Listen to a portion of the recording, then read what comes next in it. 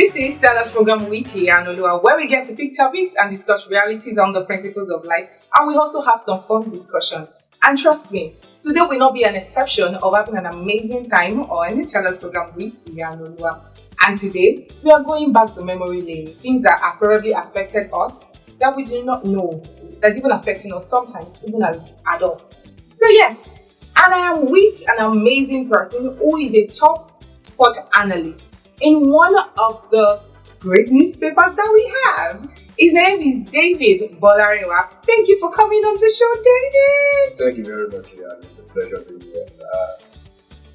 It's great to be here to speak about things, and I hope you have a wonderful show today. Yes, so we will definitely have a wonderful show. I like this Yoruba Demon thing. Thank you very much. Remaining Agbaga.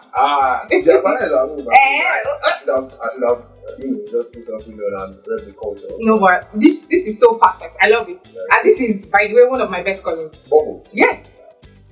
We have a deal then. Okay, so yes, let's go straight right into our topic of discussion. So we're discussing childhood trauma. So yes, David, let's just go straight into our topic of discussion. So yes, what part of your childhood do you think you're still healing from? Alright, so one major part of my childhood I feel I'm healing from is being able to talk out, being able to express myself. It all started from childhood. I grew up in a family setting where my mom is a teacher, my dad is a pastor. So, combining both professions, you definitely understand that sometimes they might not be around for so many things. And going out in the morning, coming back in the evening, sometimes it's in the night, you won't be there to really be there to hear also, okay, how did your day go? What did how happened at school today? And all of those things. So, I just learned to bottle it up. It became an habit. And now I really find it hard to even speak out to my fellow colleagues. So I have this thing coming up or I have this thing going. So I just bottled it up. And so was it at moments when you wanted to speak to them? Were they, for the fact that, because obviously they're human beings, so they will definitely be tired of, they don't say, my dear, so many times, even as don't worry, we'll talk later. So I sometimes they try to just pass us on and just be like, you know what, you should get settled. And sometimes when as a guy, there are faces, as ladies, you have faces when you need to speak with your mom. Okay, I'm passing through this period right now. I'm going this period. So as guys, you also have developmental changes in your body system. You also have hormonal changes in your body system. So I would need to speak with my dad at that point. I don't feel comfortable going to my mom to right. So, but most times it's not always available. So I just bottle it up. Okay, so this will take me to my next question. I don't know if you have stylishly answered it, but do you feel emotionally safe growing up? I was physically safe, but emotionally safe is something for a deep thought because I really did not have many of them around to talk with. So emotionally it was not so balanced. So how did it really affect you? How deep did it really affect you in my good part? Okay, so just a few years back, I starting to go into relationships and getting to get relationship life serious. I figured that what I thought I've outgrown came back in the relationship, and she was fighting me saying, you don't tell me about your day, you don't tell me about your plans, you don't. I was like, I've lived all my life being private, just keep things to myself, not express myself. So it became a very big issue, and if you must know, open up now. Sorry about that. But so what did you first realize that? So when did you first realize that something from your childhood is affecting you as an adult? So was when I got my first professional job. Right, when I got my first professional job, and you have line bosses where you have to report to, you have commitments to make, and me and my own is just get my job done and don't interact with anybody, just do and just go. And they're like, no, you can't be in a professional office and you just do your thing and go. You have to give report on. And I was like, so this thing is actually more than what you thought it was. So it took me about more than 6 months to really settle in the professional lifestyle. And I mean, you have editors in front of you, you have line bosses you have to report to, give updates on what happened before and after your shifts and all of those things. So, coming off an attitude where you just do your thing quiet and lock up, don't interact with too many things. So, it really gave me quite a tough time, but I mean, trying my best to come out of my share. Yeah, because I think I also have a colleague too, and the colleague most times when he comes, he's just like faces his laptop. If you even talk to him, it's so bad to the extent that he plugs his hair with music. Yeah, that definitely. I've got like 4 different AirPods that I want to use. That earpiece, boom mic, so everything. I just don't want to get interacted with anybody. Or just leave me at my space and let me just do my thing. And so with time, I now realize that okay, let me move closer to this person. I used to find it very absurd. Like when you come and you just plug your hair and you're like walking. Meanwhile, there are other people around you. What is going on? Why are you not talking? So me, I'm like, what's up? What's going on? Like, no, you just like this. You just, I say, okay. But with time, when I think because he's also in a professional setting, so he's getting out of it gradually. Yeah, but it's not so easy.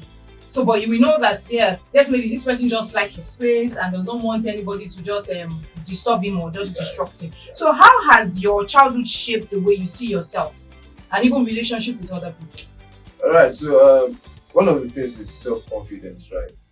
Because when you are not being able to speak with your immediate circle, you are not being comfortable to speak with your immediate circle, you can't walk up. I mean, until I grew more in my 20s, I was not being able to speak to my father. The only time we really had connection was when we want to watch football. To be very honest, the only time we would really have the connection is when we want to watch football. But outside football, we really do not have that deep connection. And growing outside of that, standing out to speak with people, trying to interact with people, you really do not have that self-confidence. You're like, am I saying the right thing? Am I interacting well with them? I hope I'm not doing too much. I hope I'm not saying too much. So your self-confidence, just quite a bit of trouble, Okay, but now, how best do you think you have outgrown that? Yeah, I have. I'm here on this show speaking about all of this. And yes, you're even a sports analyst in one of the biggest you get. So obviously, yes, that's good that you have actually outgrown. So if you would do something better for your child, so what best will you do for your child, even if they are growing up as a child? So one of the things I've always read due to this AI and all of these things, one of the things I used to see on my feed most times is be your child's best friend. Be your child's best friend. And I've always said it to myself. I won't allow my son or daughter pass through the emotional detachment that I grew up in. I would always want to be there, not be there to misuse the relationship and become a useless father. I mean, you still have to stand your point, be strict on things that you have to be strict on, but then be able to call them close, be able to discuss about what's wrong. I've seen you lately, you are not who you used to be. Talk to me, be there as they are confident, let them be able to share their mind and open themselves to you. That's one of my video points. Because I really did not have that. And now I'm trying to, now that I'm used to it and I'm not interacting with, I just come do my thing. Now I'm getting the heat. You don't call us anymore. Once I'm away from the home, I'm away from the home. I don't call. And now they're like, you don't call, you don't do this. I'm like, when I was trying to come forward, I wasn't getting the reception I needed. And now that I'm comfortable and I've created an appetite for myself, you people are trying to drag me out. What because do you want? Yeah, so majorly, I think we also need people to understand that even for the fact that maybe we do not reach out to our parents or something, it doesn't mean that we hate them. No, it doesn't. It doesn't mean, it's just that it's just something that we did not really find. If I'm going to cite an example of myself, I remember while growing up, my dad is somebody that once he comes home, go and find book to read. My daddy cannot come inside the app and you are watching TV. But why? Explain what you are doing. Explain what you have achieved. So anytime I see him that time, I'm just always very I'm like, oh, everybody will just run inside the room. Except my mommy in the city. My mom will say, my mom will not be the one to be calling us. You people should go and open gate for your life now. You people should go. So as time went on, so I think when I became better, maybe because he is also growing older. Definitely. So now, moments when it comes and we just want to ring him, say, no, now you people should come. My daddy will now be the one to come and meet you and be gisting with you in the room. The person that initially, when we were growing up, we would just, everybody. So now, moments when it comes and we just want to ring him, say, no, now you people should come. My daddy will now be the one to come and meet you and be gisting with you in the room. The person that initially, when we were growing up, we would just, everybody. If you are not sleeping, sleep will come by fire by force. So like that thing sometimes, I think it actually affected me to one way or the other, because I feel like when I go to people's place, I don't want to stay in a sitting room. I just want to be in the room. And it doesn't mean that I'm angry with you. It doesn't mean that maybe I don't want to have a relationship with you, but I just find it very comfortable. When you call me, I would like have conversation with you and all this stuff, but I just want to be in my space. It doesn't mean that I'm fighting with you. It doesn't mean that but I think I'm also outgrowing that, but I think I still like just being indoor, basically.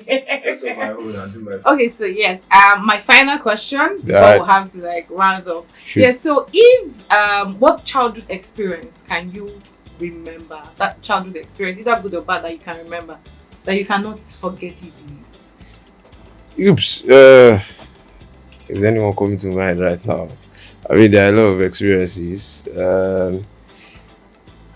Maybe when, as much as my pops would say, I would say he was not so emotionally present. And I'll say when he got me my bicycle as a birthday gift. Oh. It was, I already knew how to ride a bicycle then. He taught me how to ride one. I was, amongst my friends, but my colleagues then all had bicycles and I was the only one left out. So it was looking like a pressure already. I know how to ride this thing, but I don't have a personal one. And then he was like, don't worry, on your next birthday you're going to get one. And indeed, he's a man of his promise. I mean, he keeps his, if there's anything that I'm going to give him, I mean, he keeps his word. So when he got me a bicycle, I mean, it's one of my elated moments having with him. Okay, I think if I'm going to be sharing mine, I think it will be on the opposite side. So I remember that there was a time my mom had a shop there at a particular complex. So I have a friend. So we were playing, and so there's this big pole. I don't know how the play was really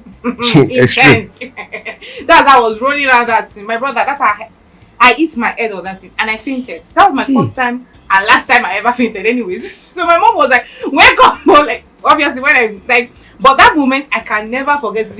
Most times I just remember that when my mom would tell me, what did that put like before?